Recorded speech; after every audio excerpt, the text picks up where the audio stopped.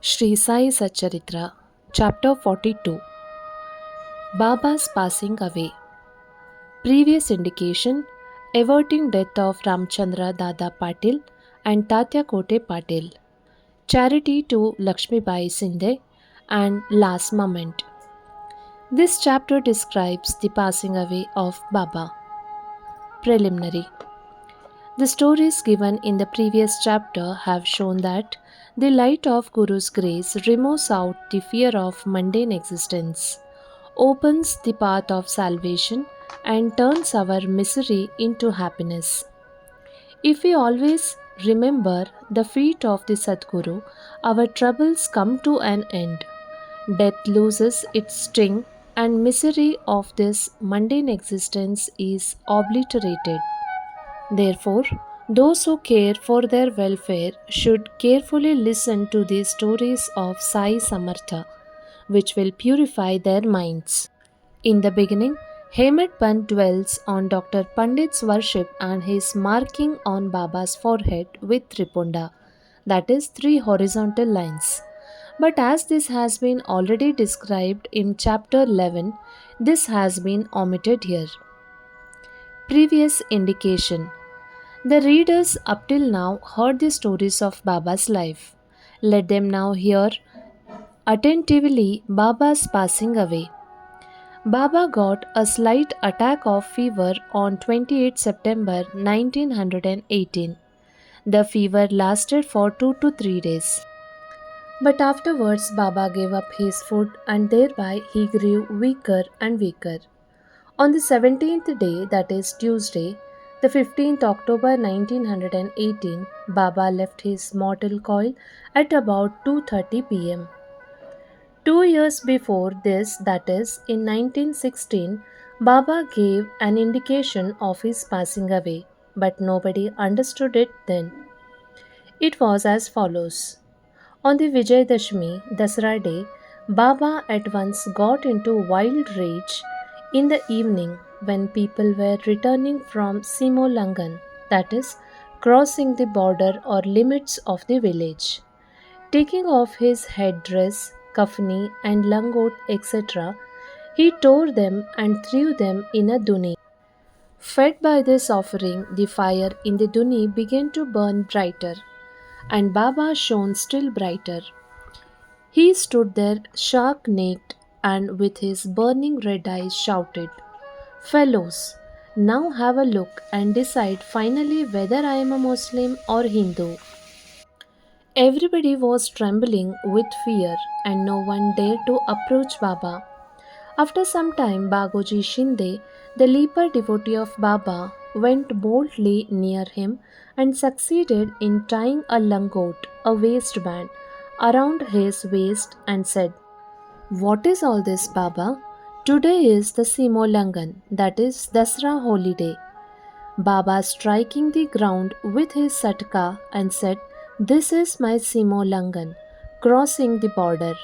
Baba did not cool down till 11 pm, and the people doubted whether the Chowdi procession would ever take place at night.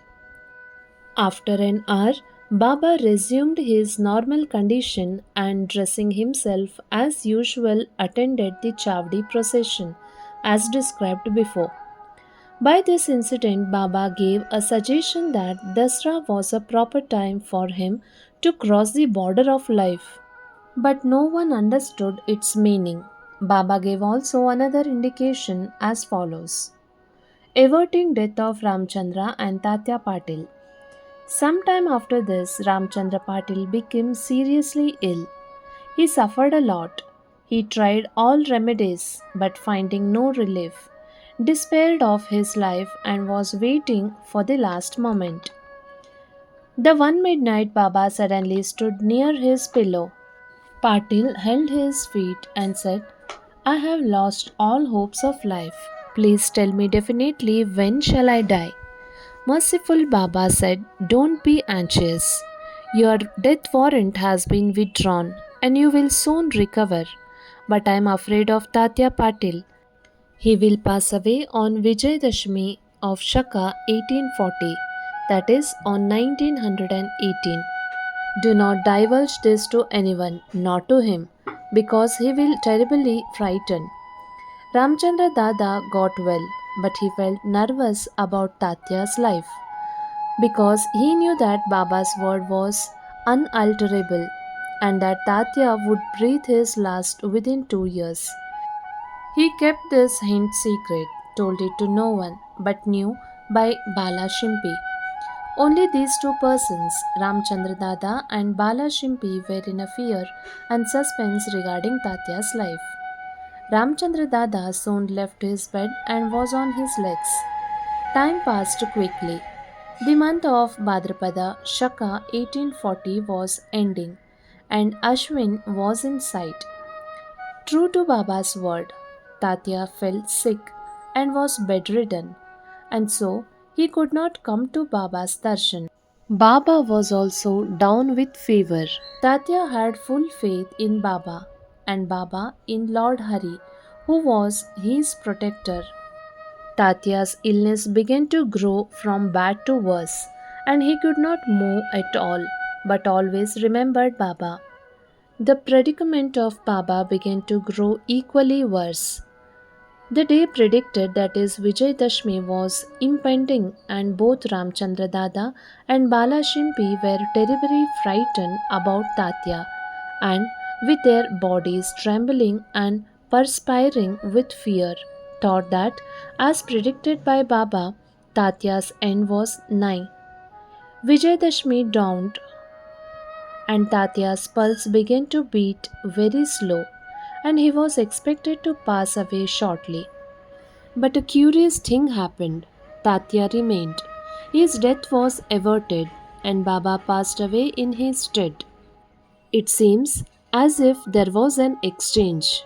People said that Baba gave up his life for Tatya. Why he did so? He alone knows, as his ways are inscrutable. It seems, however, that in this incident Baba gave a hint of his passing away, substituting Tatya's name for his own. Next morning, 16th October, Baba appeared to Das Kanu at Pandrapur in his dream and said to him, Masjid collapsed. All the oilmen and grocers of Shirdi teased me a lot. I leave the place. I therefore came to inform you here. Please go there quickly and cover me with buckle flowers. Das Ranu got the information also from Shirdi letters. So he came to Shirdi with his disciples and started bhajans and kirtan and sang the Lord's name all through the day before Baba's Samadhi.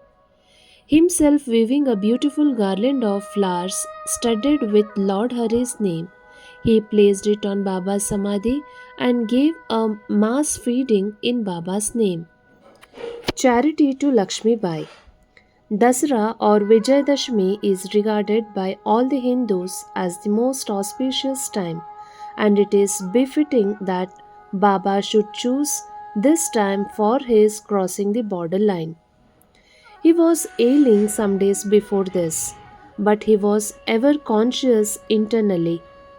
Just before the last moment, he sat up, erect, without anybody's help, and looked better. People thought that the danger had passed off and he was getting well. He knew that he was to pass away soon, and therefore he wanted to give some money as charity to Laxmibai Shinde, Baba pervading all creatures. This Laxmibai Shinde was a good and well to do woman. She was working in a masjid day and night. Except Bhagat Malsapati, Tatya, and Laxmibai, no one was allowed to step in the masjid at night. Once, while Baba was sitting in the masjid with Tatya in the evening, Laxmibai came and saluted Baba. The latter said to her, "O Lakshmi, I am very hungry." She went, saying, "Wait a bit. I return immediately with the bread." She did return with the bread and vegetables and placed the same before Baba. He took it up and gave it to a dog. Lakshmibai then asked, "Is this Baba?"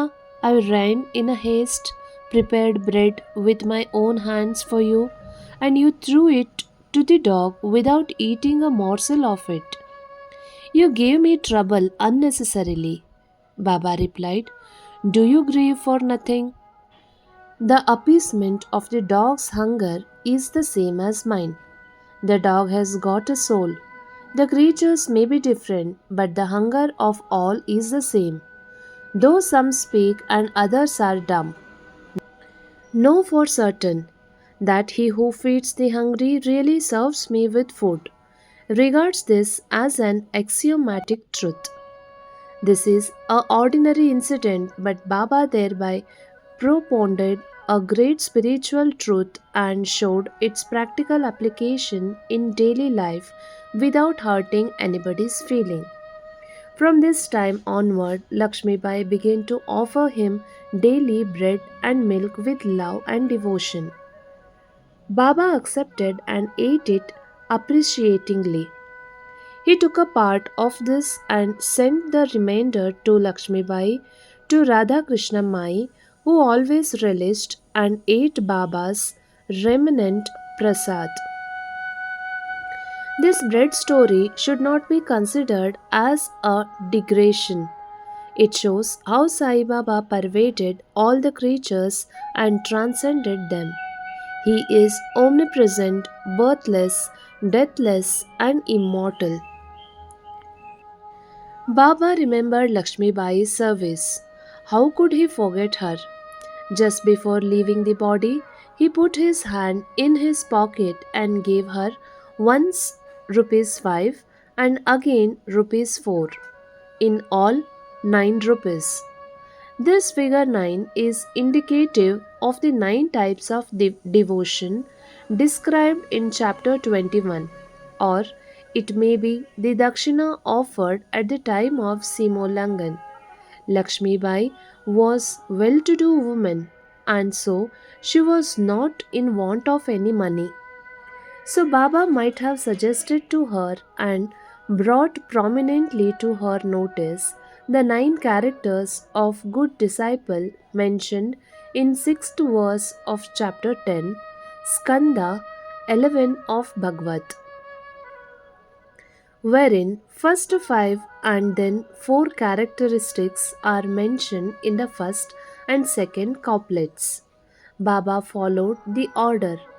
First paid 5 rupees and 4, in all 9 rupees. Not only 9, but many times 9 rupees passed through Lakshmi Bai's hand. But Baba's this gift of 9 she will ever remember. Being so watchful and conscious, Baba also took other precautions in his last moment. In order that he should not be embroiled or entangled with love and affection for his devotees, he ordered them all to clear off. Kaka Sahib Dikshit, Bapu Sahib Bhuti, and others were in masjid anxiously waiting upon Baba, but he asked them to go to the Vada and return after meals. They could not leave Baba's presence, nor could they disobey him. So, with heavy heart and heavy feet, they went to Vada. They knew that Baba's case was very serious and that they could not forget him. They sat for meals, but their mind was elsewhere. It was with Baba. Before they finished, news came to them of Baba's leaving the mortal coil.